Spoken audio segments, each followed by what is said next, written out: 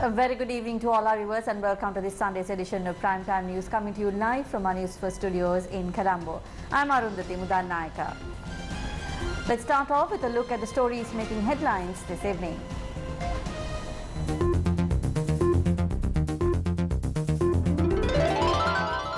Three members of the expert advisory panel for COVID-19 vaccines resign. Opposition leader requests president to withdraw KDU bill.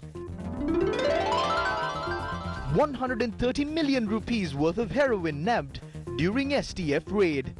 Investigations launched into death of a person shot by the STF. Protests continue against the rising cost of living. Farmers continue their demands for fertilizer.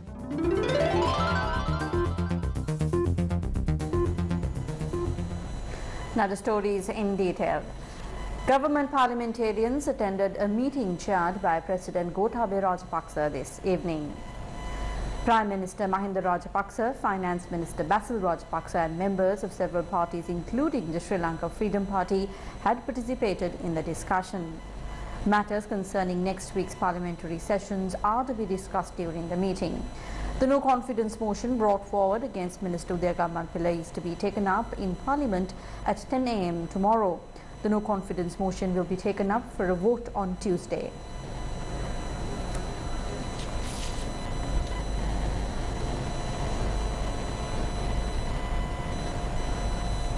The COVID-19 vaccination program continued in a number of districts across the island.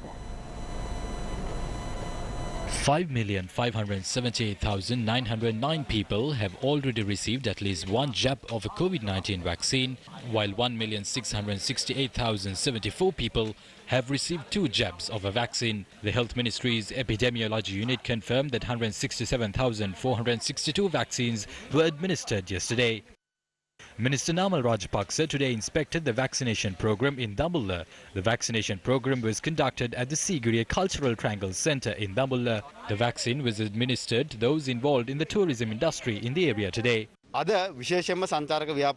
We have begun the vaccination of those involved in the tourism industry. We hope to complete the vaccination of people in the eastern province and in areas surrounding the Katharagama and Kandu religious sites within a week. We hope to complete the vaccination programs as soon as possible and reopen school by the end of August.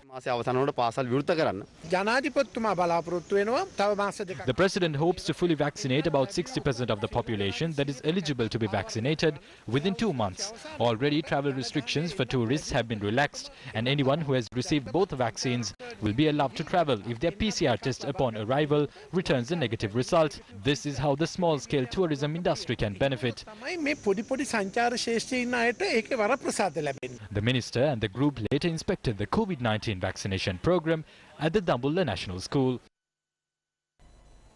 3 members of the expert advisory panel for COVID-19 vaccines have resigned yesterday.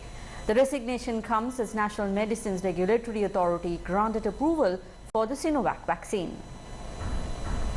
Immunologist Dr. Rajiva De Silva, virologist Dr. Kantinana Ektara and respiratory physician Professor Jayasinghe have resigned from the expert advisory panel for COVID-19 vaccines. The experts had resigned after the National Medicines Regulatory Authority had overruled their disapproval of the Chinese Sinovac vaccine. Reports suggest that the expert advisory panel for COVID-19 vaccines had agreed that the Sinovac jab is the least effective vaccine against the Delta variant. According to reports, documents had also stated that a booster would also be required after 6 months of getting the Sinovac's 2 doses. The police have seized heroin worth more than 130 million rupees along with cash worth more than 13 million rupees during raids carried out in the country.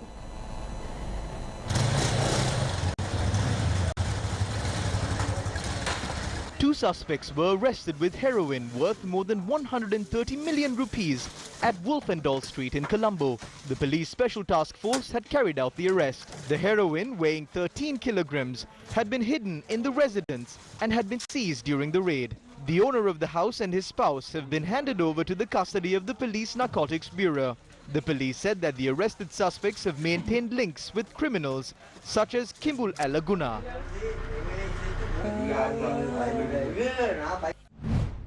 Meanwhile, cash worth 13.9 million rupees that was buried at a house was seized by the police during a raid. The house belonged to a relative of a narcotic racketeer named Ranmalli, who is currently in Dubai. Police said that Ranmalli is an associate of a narcotic racketeer identified as Nadun Chintaka, alias Harakkata. Police spokesperson Senior DIG Ajit Rohana said that the hidden cash had been recovered by the Police Narcotics Bureau during a raid at a house in Pannipitiya. The police also recovered 16 grams of heroin that had been buried in Elandumattual. The raid was carried out this morning. A person has been killed in an incident which occurred during the inspection of a vehicle carrying 3 passengers along the baseline road in Seedua today. The deceased has been identified as Lalit Vasanta Pinto. The vehicle carrying 3 suspicious individuals had been inspected at midnight based on a tip-off received by the police special task force. 3 suspects were inside the vehicle at the time of the inspection.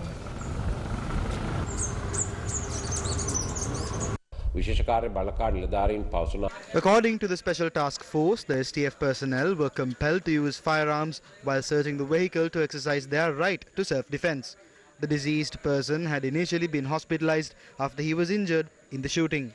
He has been identified as Lalit Vasanta Pinto, who is a resident of Katunayaka. The deceased has been involved in criminal activities in Seedua, Wattala, Akurassa, Matara, Aludgama and Ragama. It has been further confirmed that close to 20 cases filed against him, which are being heard in court. 6 of the cases are related to kidnappings and murder. It is also reported that a prison superintendent was suspended after he had supplied appliances, including a freezer, to the suspect at the Nigambu prison. 2 other suspects in the vehicle were arrested. They have been handed over to the Seedua police by the STF.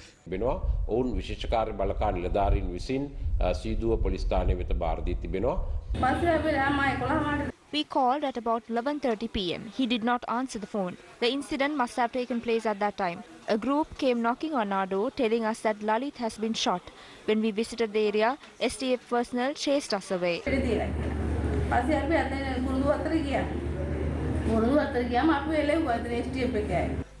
Meanwhile, a group of civil organization members arrived at the house of Lalit Vasanta Pinto this afternoon.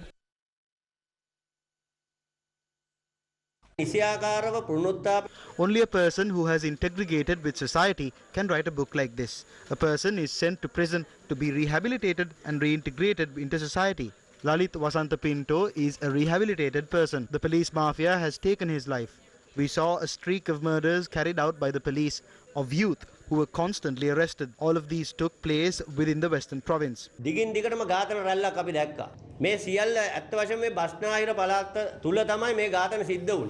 spokesperson, attorney at law senior DIG Ajit Rohana said an investigation is being carried out into the incident. An investigation into the incident is being carried out by an assistant superintendent of police under the supervision of the Nigambu senior superintendent of police. Farmers staged protests today as well, demanding a solution to the fertilizer crisis.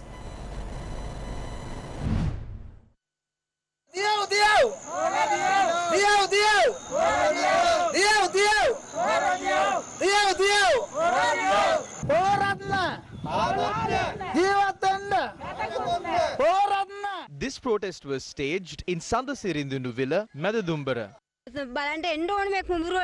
They must visit our fields to understand this situation. We have cultivated these crops amidst many difficulties. How can we earn a living? No one will come and feed our children.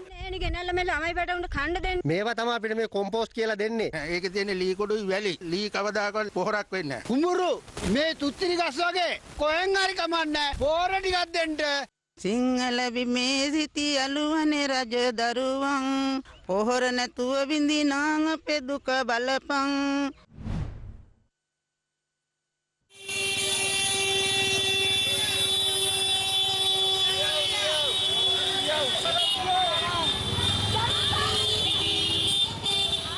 Farmers participated in the motorcycle rally from Giribave to Paluvava. The All Ceylon Farmers Federation had organized the protest.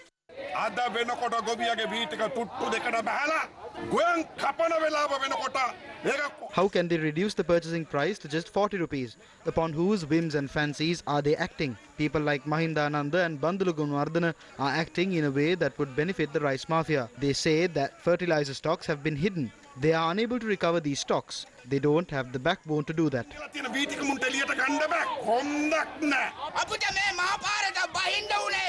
We had to take to the streets because of their action and not because of our mistakes.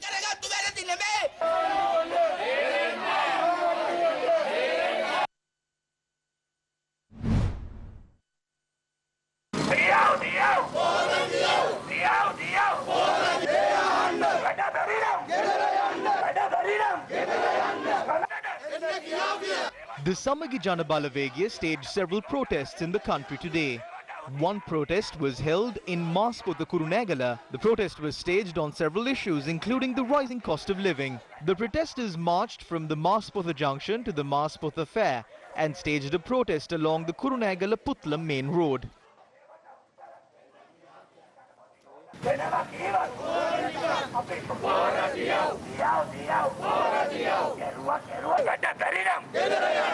Lanka ඉතිහාසයේ පළමු වරට රජයක් විසින් පිළිඅරගෙන තියෙනවා. For the first time in history, a government in Sri Lanka has admitted that they had failed. Yesterday, the finance minister had met with the leaders of provincial councils and requested their support to resolve the economic crisis. The government must be ashamed. The people who cannot afford 3 meals a day have been asked to seek provisions from their local representatives. මේ රජයේ ලැජ්ජාව වෙන්න ඕනේ මේ රට පාලනය කිරීම පිළිබඳව.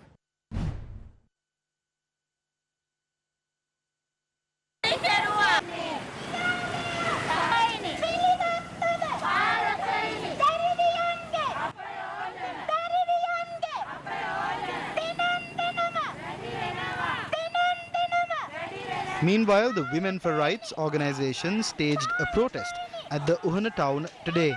The protest was held based on several issues, including the high cost of living.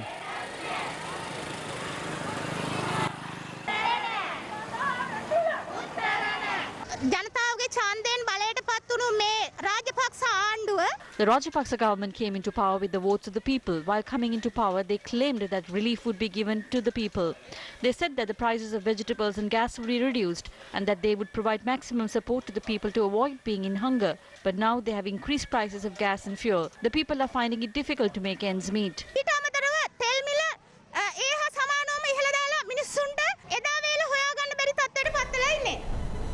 Three people lost their lives in the last 24 hours due to the long-standing human-elephant conflict in the country. The carcasses of 2 elephants had been spotted in Galgamua and Vavuniya as well.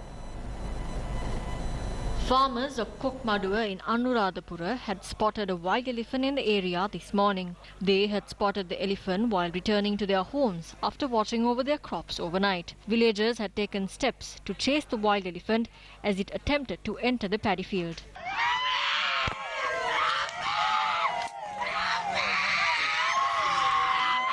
However, 2 people had lost their lives in the attack that had occurred near a cemetery. Another person had managed to evade the attack by climbing atop a tree. The deceased has been identified as 62-year-old Malhamige Seneviratna, who is a father of 3, and 60-year-old G. Vikramasinghe, who is a father of 1.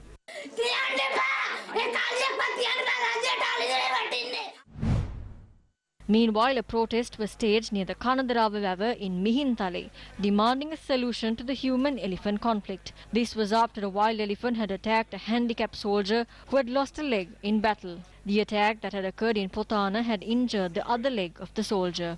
A tense situation arose when wildlife officers arrived at the site of the protest.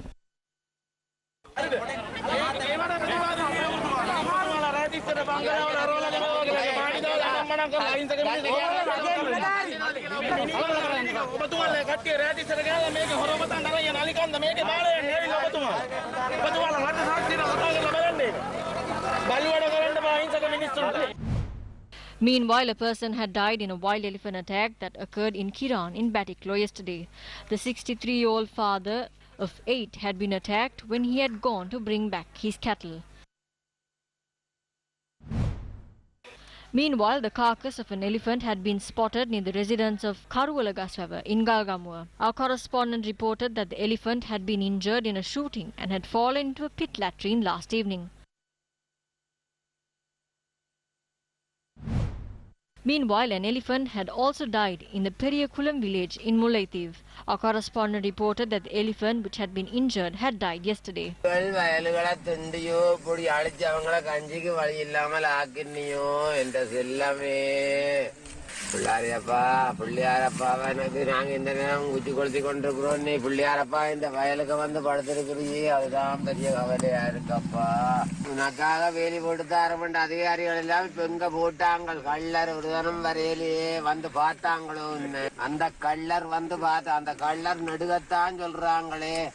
போட்டு போடணும் அது போடணும் road போட்டு தாரணும் அது செய்தாரணும் போட்டு போட மாட்டேன் அந்த கள்ளர் எங்கள்கிட்ட வாராங்க மற்றபடி வாராங்களோ எங்களை வந்து பார்க்குறாங்களோ ஜானியாடி சித்தாரம் வந்து பார்க்குறாங்களோ கள்ளர். Protests were staged across the country against the Sir John Kuthalawala Defence University bill today. One protest was organised in the Tengol town stating that the bill would contribute to the privatisation of education. The Kuthalawala Defence University bill that is being brought forward will affect free healthcare in the country. Until the bill is withdrawn, the Inter-University Students' Federation and other trade unions will launch a massive struggle to force the withdrawal of this bill and to send the government home. Teachers and principals are continuing to abstain from conducting online lessons as part of a trade union action that is underway. These unions convened a media briefing to announce the future course of action.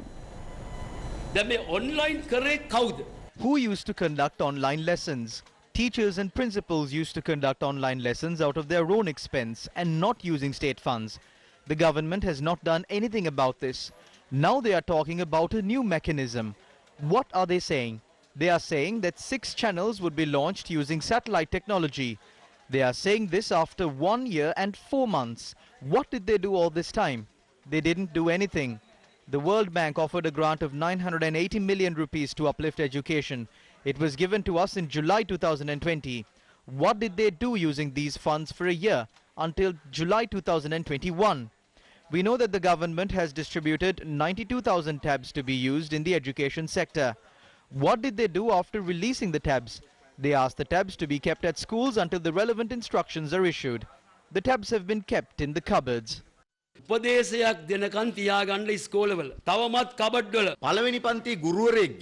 The salary of a first grade teacher is 44,950 rupees. For 10 to 15 years, we have been asking whether it is justifiable to pay a salary of 32,000 rupees to a graduate teacher. This translates to 1,073 rupees a day. This cannot be justified. A science faculty teacher earns a salary of 30,000 rupees. That is why we have withdrawn from online teaching. We have been called for a discussion on the 20th of this month. These salary anomalies must be resolved during the meeting.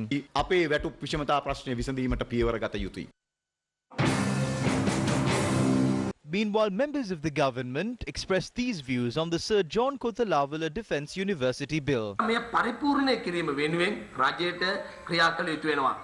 The government must take steps to complete this bill. We will present many amendments to the bill before it is passed in Parliament. In addition to security officials, doctors and professors from certain fields must be included in the governing body. The quota of 9 in the governing body must be increased.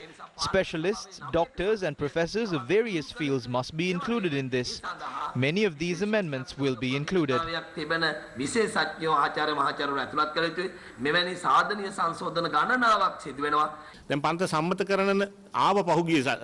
This bill was to be passed last week. This could have been passed easily at the time because not many people knew about this. But the government said that this should be discussed further. If it was a different party or the government of good governance, they would have passed it definitely. These protests would not take place if they were in power. Due to the democratic and people-friendly qualities of our government, there is room to conduct debates on this matter.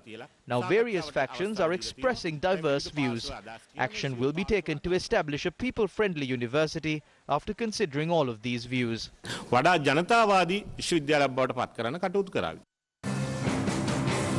opposition leader Sajith Premadasa has urged the president to withdraw the Sir John Kotalawala Defence University bill. Issuing a statement, the opposition leader said he opposes the bill on a number of issues. He added that the proposed legislation is a threat to the system of free education in the country. In the statement, the opposition leader insisted that the system of education enjoyed by the people of this country for decades should not be destroyed. He added that amending the Universities Act without a proper discussion has pushed the education and higher education sectors into a crisis. Opposition leader Sajith Premadasa stressed that all forces, including the Mahasangha, will unite to defeat any moves undertaken by the government to pass this bill arbitrarily.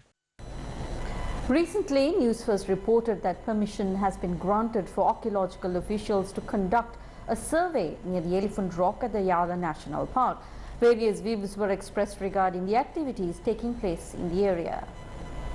Yala ජාතික වනෝද්‍යානයේ අලිගල ප්‍රදේශයේ තමයි මේ ඉදිකිරීම සිද්ධ කරන්නට යන්නේ. මෙවැනි This construction is going to take place in the Aligala area of the Yala National Park.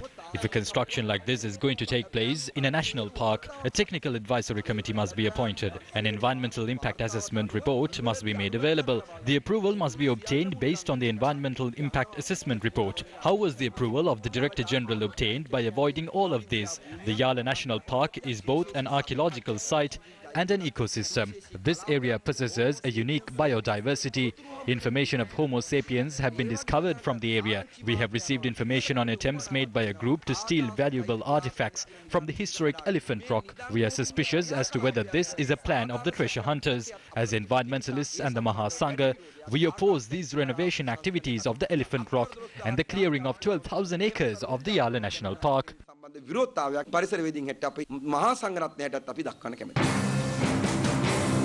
මේ කලාවේ ඒ විදිහට ඒ සී සමාදන් උනත් හරි අක්කර 12000ක් ගන්න අනිවාර්ය හෝටලයක් ගන්න තමයි යන්නේ. මේ වත්මන් රජය මේ වෙන විට මහා The government is trying to give 12,000 acres of the Yala Park to a certain faction. Please clarify as to who is being given these lands. What will happen to the animals that had been inhabiting the 12,000 acre land? Even as of now, it has been reported that 300 acres are being cleared. Who is behind this? The Department of Wildlife Conservation is there to renovate the historic Elephant Rock. Stop stealing from the nation. වනජීවික ඉන්නවා රට විකුණාගෙන කෑවැති.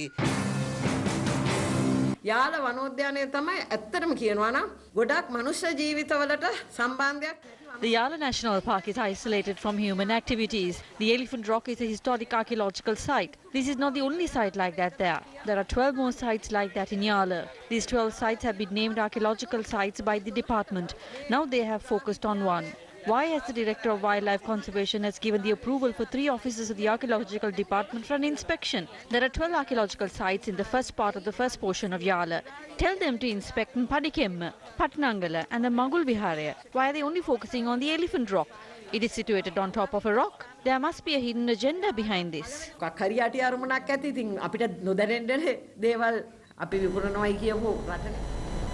The Wildlife Nature Protection Society has said that treasure hunting is taking place in the Maduroya National Park.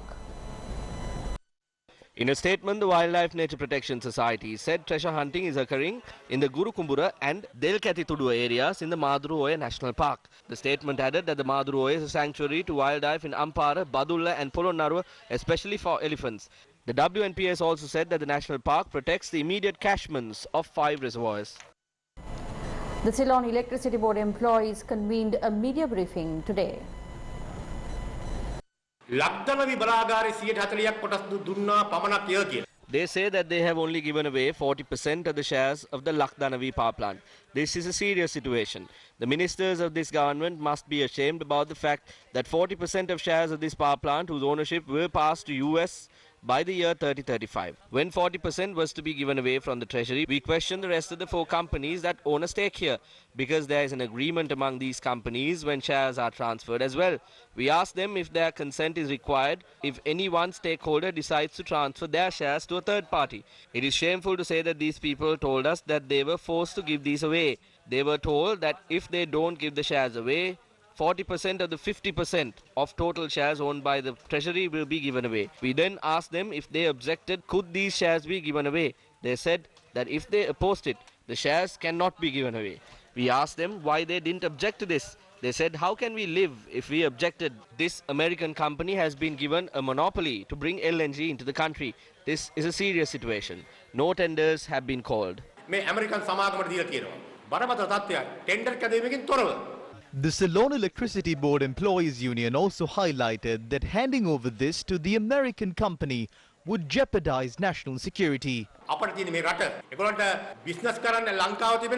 We only have this country. They have Sri Lanka to conduct business in and America to live in. We responsibly state that we will convene another media briefing and reveal how another monopoly will be given to China.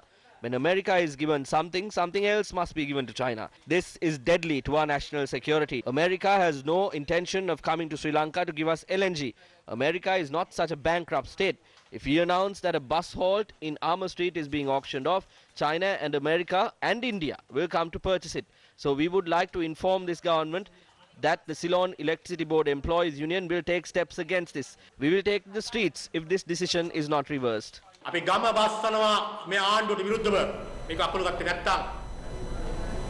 Parliamentarian Ali Sabri Rahim has said that he is expected to receive a state ministerial post tomorrow. When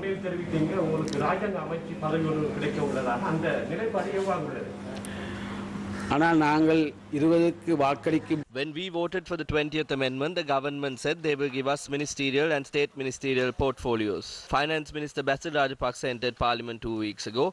We believe that he will fulfill what he promised. We will continue to work with the government, hoping that we will receive these positions.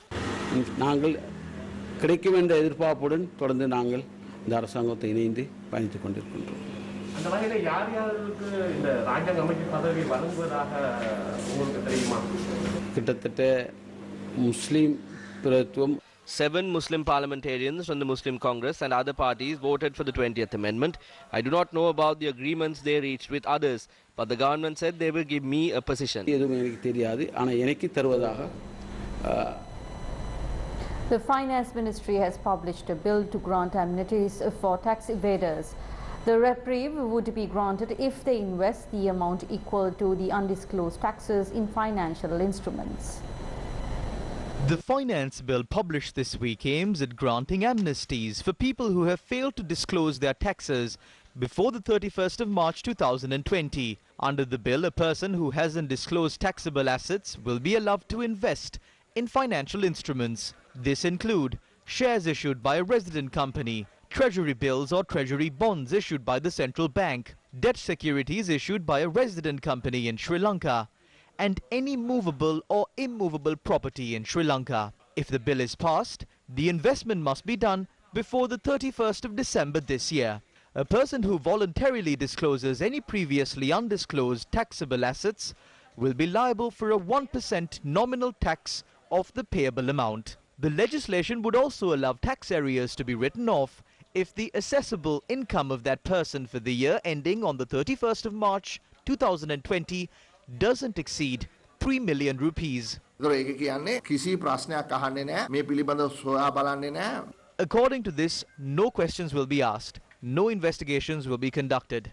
This gazette allows all illegal assets to be legalized. But the issue here is we don't know whose money is coming in. Is it billions of dollars that a few people had stashed overseas? We don't know if this is a program to bring that money down to the country. The law itself states that there is no way to investigate these assets. There is no transparency here. The international trust placed in Sri Lanka can be damaged. There is an issue as to if Sri Lanka will become a money laundering hub. When the Port City Bill was being debated, we called for provisions to be included in the Act to ensure this. We also don't know if there is a connection between that Act and this. We don't know if this is being brought in place of that. The Port City පනතෙන් පස්සේ මේක ගේන්නේ ඒකට ආදේශ කරන්නද කියලා අපි දන්නේ නැහැ.